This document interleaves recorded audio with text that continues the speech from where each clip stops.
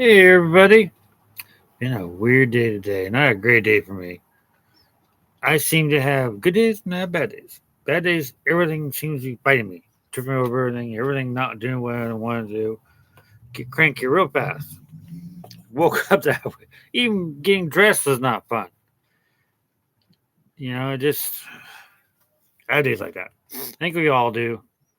Mine just drive me up the wall. Oh, small town living in Sweet Home, Oregon is hard for some people. If you're from a big city, small towns are different in a lot of respects to big cities. People are more open. They're more likely to wave hello or say hi to you. Where in big cities, everybody looks the other way and ignore each other. You try to become invisible so you won't be bothered. Small towns, the opposite. I go down, walk down the street, and I get people drive by, a wave or honk the horn, and I wave, they honk horn. It's common. You know, but see, I grew up in a small town. I grew up down by Roseburg in Sutherland, and it's the same size, almost identical to Sweet Home, in a lot of respects. Today is a noisy day, although I got one neighbor at the end of the street who's working on some logs, chopping them up, make firewood. I don't know if it's for himself or he sold them to somebody, but it's bring toting in this little trailer stacked with logs off and on for a couple weeks now. Cuts them all up and and then he must sell some of it because he couldn't use that many cords of wood. Well, at least not, normally wouldn't. Firewood's an interesting thing because you have to technically you should have it dry for a year. You call it aging it. Dries it all the way out so that when you go to burn it, it burns nice and not super smoky and nice and heat. Where wet new wood doesn't do as good. Green, different kinds of wood work good. You get your hardwoods like oak and house in this area. If you have oak, they might have some maple. They have lots of softwoods, pine, Douglas firs common in this area. A lot of Douglas firs and cedars and um, trees like that. There's a mixture of odds and entries too, but most people cut oak or something like oak for long burning wood because it's real dense and hard. Whereas Douglas fir, hairs are going where I'm gonna get it cut real soon. Um, Douglas fir is lighter, makes a great starting wood. You chop a little pieces and put it in there and get the fire going, and toss in a heavy log on top, and you're set. So that's what most people do. Is what's called kindling and good old die hard wood, dry wood. My neighbor across the street that's moving out, that I got all my lumber from, or at least most of my lumber, he moved to a new home that doesn't have fireplace. So he has a whole big garage stuff full of dried up firewood. He's selling it. Probably to help offset some of the costs of moving and stuff, I would think. So I talked to him a minute. He's going through his wood as he gets his lumber as he moves it out, and he's putting stacks of it off to one side for me. Stuff he doesn't want. It has a crack in it or it has default in it. I prefer to have nice new solid wood, but I can make it work. I can either close up this crack with glue and make it strong again, or I cut around the crack or cut away from the crack. There's all sorts of ways you can use wood. And then even the stuff you break off eventually might come back to be helpful. It's like today I'm starting to put together these here. This is a card holder, and it's got a little lever right here on the side that allows you to open it up. You drop your card in there. Where's the card go? I got a card here. Wait a moment. Of course, it's buried like everything else today. Okay, so see, here's a card. This is an old card. You drop it in, close the lever, you got your card. I lost my wallet about a week ago, and it was traumatic. It really bothered me a lot. Everything was in that wallet. Wallet was in a satchel. Had my wallet, had my house key, had my telephone. They're all in that satchel, and that's what disappeared. If somebody had picked that up, they would have been able to come down, open my front door. They would have known where I lived, from the addresses and different things in there. He would have had a bank card they could have accessed. Even if you don't know the code, a lot of places don't require a code to use it, like gasoline station. You just drop it in there and boom, away you go. Lots of times I go places like Walmart, doesn't require a code. But there's also money in the wallet, everything. It was really traumatic. Well, this is one of my answers to this. This thing here, you can put it around your neck, tie it onto your belt. I'll probably tie it onto my suspender at the bottom of it and tuck it in my pocket. But when I go in the store, I don't need all that. All I need in the store is Walmart. I might need my debit card, my food card, and that's it. So I'll just put those cards in here, and that's all I'll carry in. They're all replaceable. Somebody stole it, I can go home on a computer and on the phone, and with the minutes, cancel it all and have it reset, send me new ones back. Whereas I wanted a dramatic incident again. I go to a regular store, all I need is my debit card or maybe some money. They all fit in this nice little box. So I made one for me. I got to decorate it still. I think I'll put a border of dark color. Mine would be green since green's my favorite color. And I make 3 more extra ones that I'll put to one side as gifts, or hopefully someday get into where I'm selling things, I'll sell it. So that's what I'm working on at the moment. Taking a lot longer than I thought. I thought it'd take me an afternoon fiddling to do them all. I'm on 3rd day and still fiddling with them. But I'll get there. I'll go back to stuff I'm working on. I'm gonna go back in. I think I was gonna do another dog. I got him laid out. Golden retriever wants to get. I have a cat that has a wound on his neck. It's slowly healing, but it drips blood on things occasionally. Of course, he dripped blood on my project. So you see a little bit on his cheek right there. So I'll have to clean that off or sand it off. There are 2 of them I'm going to have to clean up because of that. But I'm going to backtrack a little bit. I did, when I first started these projects, these silhouettes, I did a, he's moving a trash can. Well, not mine. Neighbor across the street probably, he had one sitting there. But, you hear me over, that's the garbage can wheels. I'm backtracking. We do a flag again. I did American flag. Can't quite get all the normal stars in the corner, but you can kind of make it look like the stars there, kind of thing. I did 3, 2, 3, 2, 3, 2. Whereas before I think it's like either 5 or 10 across with 10 rows, or 10 across with 5 rows. I don't remember exactly how the stars are arranged in the flag.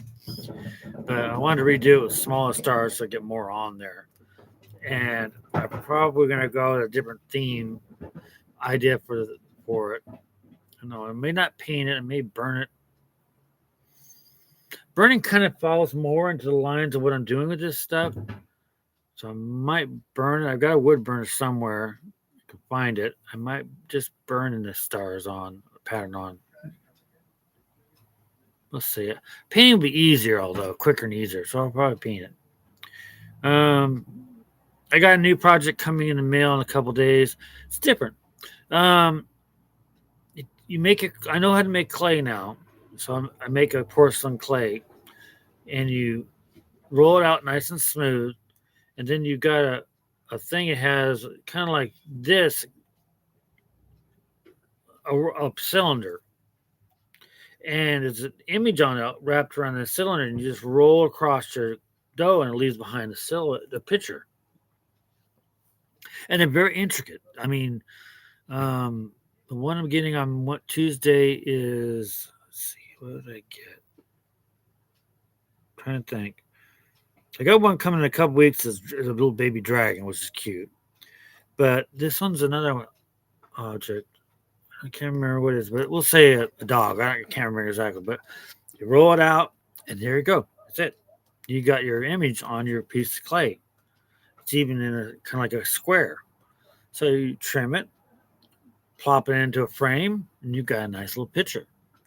And there's like good 20, 30 different ones on the market. They're kind of spendy. They're like $8, $10 a piece, but I could afford one or two a month. Just kind of add up as it goes. I mean, once you got the roller thing, you can make thousands of them if you want to. So you can offset the cost pretty quick. I mean, if you sell one of them for $10, that pays for the roller, and the rest of them are free. You know, so I can't remember what it was I ordered. I have to remember what it was. It was a nice one. So cute. I remember right. The kids like it, or ladies will like it. I'll have to look it up. I'll try to remember to tell you next time I talk to you guys. But anyway, small town living is different. You gotta like it being small. Not busy, not city noises. More like not small town noises. You hear trucks zipping by, and there's one now going by. And people moving carts around and cutting trees down, and cleaning and mowing lawns. I'm mowing lawns right now because the grass is super wet, but people do mow in the rain. I actually mowed my lawn, was dried out a little bit, but not for the lawn, but for the leaves, because I have a big tree in my front yard and it drops a lot of leaves. Well, instead of raking them up, I mulch them with the lawnmower, and then they go back into the soil that way. By spring, I got a lawn again, and I don't have to rake anything up. Just zip, zip, zip, and I'm done. It works good for me. I don't have a very big yard. Got a city lot and a house. I got a very nice sized house, and it takes up most of the room. My house is 2 bedrooms, and they're fairly nice size. So is the living room. Even the kitchen's not bad. I'll say it's a one butt kitchen. You can only get one person in there. You can get 2 or 3 people move around my kitchen without too many disasters. It'd work. But anyway, I like small towns. I grew up in a small town, so no, no, really, did I do that? Yeah. See, I'm really off. I've been putting my suspenders on the outside of my jacket, so when I had to go into the bathroom, I'd take off my coat, all sorts of stuff to go to the bathroom. And it's a hassle with suspenders on the outside. I just pop the suspenders down and I'm ready to go. I just figured one more problem. I can't find something today. A pair of headphones. I found these. They work. They charge up nicely. Their only drawback is they won't go off. I tried everything under the sun to turn them off, and they would not turn off. And they charge fairly quick, so I figured I'll just let them die out, and I'll plug it in, charge it up. It's off when you first charge it, and turn them on when I need them, realizing I'm going to have to recharge them again next time I use them because I'll have to recharge, they'll run out. But at least it works. It's not the ones I lost. Ones I lost are nice ones. They're in a real nice case. I got a feeling that cats, there goes the light. See it there. I have a curtain right there where cats have a tendency to knock things down and they lay it to bite us the curtain, and they aren't. See, it's kind of like a tarp. See, but there's a blanket in behind it. You see, there's a blanket there. That together they make a nice seal. Keeps the heat in here. Might turn up to smidge. And I haven't had to turn the heat up all the way yet this winter. Even when it's like 30 degrees outside, it's still like 65, 70 in here with layers of clothing on. I got 3 layers on. I'm comfortable. I'm out, not in the cold, really. I got a blanket, heating blanket I can throw over my lap too if it's real cold. Between the heating blanket and the regular little heater here, I'm comfortable. It's a small space, so the heater doesn't have to struggle to heat up a huge space. You use one of these things inside your house, and it'll run constantly because it's trying to heat up the whole house when it can only heat up a small area. But in a small tent like this, it's like maybe 10 feet by 10 feet, maybe. I'd say more like 8 or 9. But and it's slanted roof, so it's not going up too far. If I stand up, I don't touch the roof, but I'm only 5'7", so let's say 6 feet at the highest. You know, it's a small area, that's why it works better. It doesn't have struggles much. So, but small towns aren't bad if you don't mind the fact there's things that big towns have, small towns don't have. It not as many things you can get. You have to go somewhere else most of the time to buy things or order them online because they don't have it here. If you live in Lebanon, with the next town over, twice the size of Sweet Home, they have a lot more. They have Walmart, they have um, Harbor Freight, they have lots of restaurants we don't have. We have McDonald's, Dairy Queen, Taco Bell, numerous mom and pop restaurants, Mexican and American style eating, pizza places. We have a Domino's Pizza, a Big Rose Pizza. Oh, I think that's what we got. That's kind of what we got. Whereas Lebanon has all sorts more. They have Burger King. They have um, Pan Express. They have they have a lot more than we do. So people use between the two towns, I do just about everything I want. You know, I go to big town a couple times a month. That's fine with me. You know, even Lebanon's a little big for me. I prefer a little bit smaller. So, but anyway, I guess that'll be it for today. I hope everybody's having a good day. And if you live in a big city or a small town like me, I hope you're having a great day. Okay, I'll talk to you later. Bye.